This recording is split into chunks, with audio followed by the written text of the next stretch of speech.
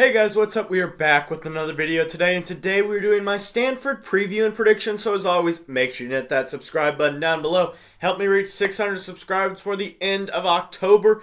I'm about 42 away, so help me hit that goal by hitting that subscribe button down below. Like this video if you enjoy it, and even if you disagree with me, dislike it. It doesn't matter. I want to know your thoughts and opinions.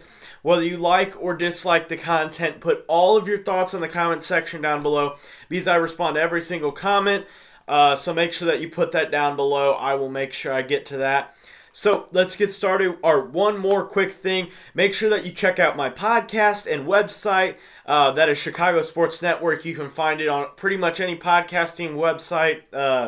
Should be on Apple Music, Spotify, Google Podcasts, Stitcher, all of the podcast apps. If you can't find it there, let me know and I will try to get it on there.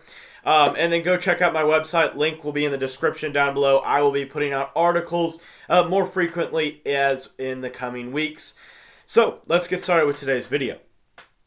Number one, we are going to start with a little bit of a preview of Notre Dame season, a little bit of a preview of Stanford season, and then we are going to get into keys for the game for the Irish and thoughts about what is going on with this upcoming season and what's going to go on, especially with a potential job of David Shaw. So with this game, we're going to start off with Stanford's roster here. Really, it comes down to one player and one player alone, in my opinion, and that's Tanner McKee. Tanner McKee has about 1,250 passing yards, 10 touchdowns, 5 interceptions. Stanford actually about beat Oregon State last week, though Oregon State scored 18 points in the last quarter of that game in order to beat the Stanford Cardinals at the farm in Palo Alto. So you had a disappointing game there for the Cardinals. This is a 1-4 Stanford team coming in, and not much more of an easier schedule coming out of it. Because if you lose to Notre Dame, you're 1-5, and you just don't have that many more winnable games left on your schedule, other than maybe you get one or two more.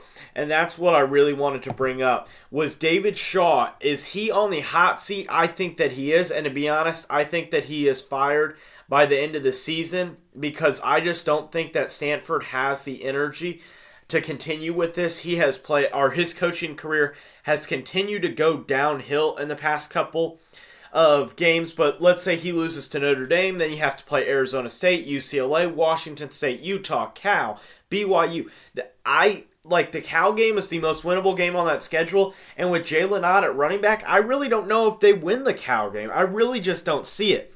So I have that. I think that this is going to be a tough game for David Shaw, and if he wants to turn anything around, he's going to have to start turning around quick. Otherwise, if you go near 11-1, 2-10, I don't know how you have a job at the end of the year. So that is the quick recap for Stanford's lineup. You really don't have the running back power that you used to with Christian McCaffrey or Bryce Love or stuff like that. And Notre Dame started to expose this in the past couple of years during their games in 2020 or in 2021. And in 2019, they did not play in 2020 due to the COVID year. So with this, we now move to Notre Dame's roster and their preview and their season kind of recap. Notre Dame here, you have a lot of interesting different things going on. One starts with Drew Pine is now the quarterback, and he looks legit. He looks like a second coming of Ian Book, and to be honest, I kind of saw this. I didn't really say it, but I kind of saw it coming in a sense. I did not think he'd play this well. He's completing, I think, about 70% of his passes. Near that number, I don't know it specifically off the top of my head, but has 721 yards in 3 games, 9 touchdowns, 2 INTs, and one of the INTs comes in the Marshall game where he was coming in and first pass he threw was an INT. So really, I get that counts, but really it's 9 for 1 in the past 3 games, touchdown to INT ratio, and that is truly legit. He played phenomenal in both the UNC game and in the BYU game. Notre Dame had the bye week before the BYU game. So you really are starting to come into your own with the Notre Dame offense. Tommy Rees continues to adjust, as he has done, I think, actually pretty well since the Marshall game where he really struggled, didn't know what he was doing. Tyler Buchner was not ready and not prepared, and though it really does stink to have him out for the rest of the season, Drew Pine has been a very reliable backup, as Notre Dame has proven to have pretty reliable backups in these, to very stereotype it, these short little white guys that are really accurate with the ball. That could be Tommy Rees, Ian Book, and Drew Pine now. The only year that you really didn't have, or that it was outside of that stereotype, was the one year that I think you actually had an elite quarterback, and that was in Deshaun Kaiser in 2015 after Malik Zaire got injured in the Virginia game to open that year up. Then Deshaun Kaiser comes back in 2016. Notre Dame just sucks. They're bad on all facets of the game, except, like Brian Kelly said, all positions are open except quarterback and punter. That was it. And then if he just came back in 2017, Notre Dame probably, if not does, have a playoff bid there because I think they're more competitive in the Miami game. And they have a win in the Georgia game at the beginning of the season. Either way, that's too much of a rant there. Point being with this is Notre Dame's offense has looked a lot better in the past couple of weeks. So I think that trend will probably continue, especially as I get into the keys, and I'll explain that in a second. So Notre Dame started off 0-2. Now they're 3-2. Stanford is 1-4 coming in this game. David Shaw is on the hot seat, like I talked about. Let's now get into the three keys for the game for the Notre Dame Fighting Irish. Number one, get going early. Stop playing bad early, especially on the offensive end. Defensively, you played well at the beginning of the BYU game. There were no issues. But offensively, you really got slowed down in that first quarter. Only got 3 points off of the pick at the beginning of the year by Tariq, or not the beginning of the year, the beginning of the BYU game by Tariq Bracy, I believe. You had the bad offensive play and then not great offensive, or the bad offensive play that got him backed up, and then the punt by John Sott, who, a great punt, but really good punt return, got BYU all the way to, I think, about the 26-yard line, and then BYU got it in for 6 because of the missed extra point.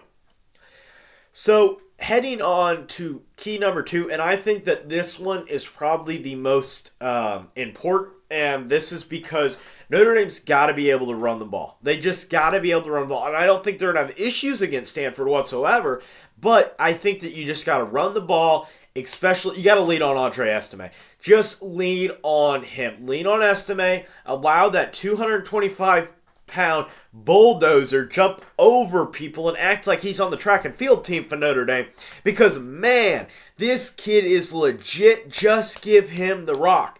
Give him the rock and just go with it. Continue to pound the rock, because you're going to have a hard time. This offensive line is getting much better. Harry Hiestand has proven to be a little bit better in these past couple of weeks. Harry Hiestand is the offensive line coach for Notre Dame. If there's any Stanford fans watching this and you didn't know who he was, you just got to continue with that. You got to continue to pound the rock. Feed that three-headed monster of Logan Diggs, Chris Tyree, and Andre Estime. You got to feed those. You got to keep feeding them. You got to continue to pound the rock, because I think that is something that you are able to do. You're just able to lean on teams and trying to tackle Estime at the end of that game in the fourth quarter. It's impossible. Teams just cannot stop them. So you just got to continue to do that. I'm happy with where you're at with that. One more quick thing. This is an offensive note before I head into the key for the defense, the third and final one. Jaden Thomas has proved himself as a legit wide receiver, so now you have 2 legit wide receivers. That is Lorenzo Styles, Jaden Thomas, and then finally you have the man, the myth, the legend, and Michael Mayer, who really should be in the Heisman contention, in my opinion. Point being with this, in all seriousness, it goes back to now Notre Dame has some passing attack threats, so you don't just have to run the ball, but if you're able to lean on the running game, just slow the clock down, take those 6-7 minute drives, and just grind out the game for a W, which I don't think should be an issue, but I think that you should be able to do that there. Then finally, the big key is I think you just got to stop Stanford's passing attack. Just stop it there. Make them run the ball. Make them be able to do the same thing that you did with BYU. Say, hey, you can beat us running the ball. We're just going to drop 7 guys in coverage. We're going to you're going to have to beat us through the run. And they're going to try that, and I just don't think Stanford has the bodies up front to be able to compete with Notre Dame. And with hopefully Howard Cross coming back for this week, I think you should be able to do that. So I think that this is going to be a Notre Dame win. I think that is probably going to be about 41-18 sounds about right. Maybe 41-14. So that is my final score prediction. As always, make sure the 2 videos down below. Hit the subscribe button up here. Much appreciated. And as always, have a great day. Bye.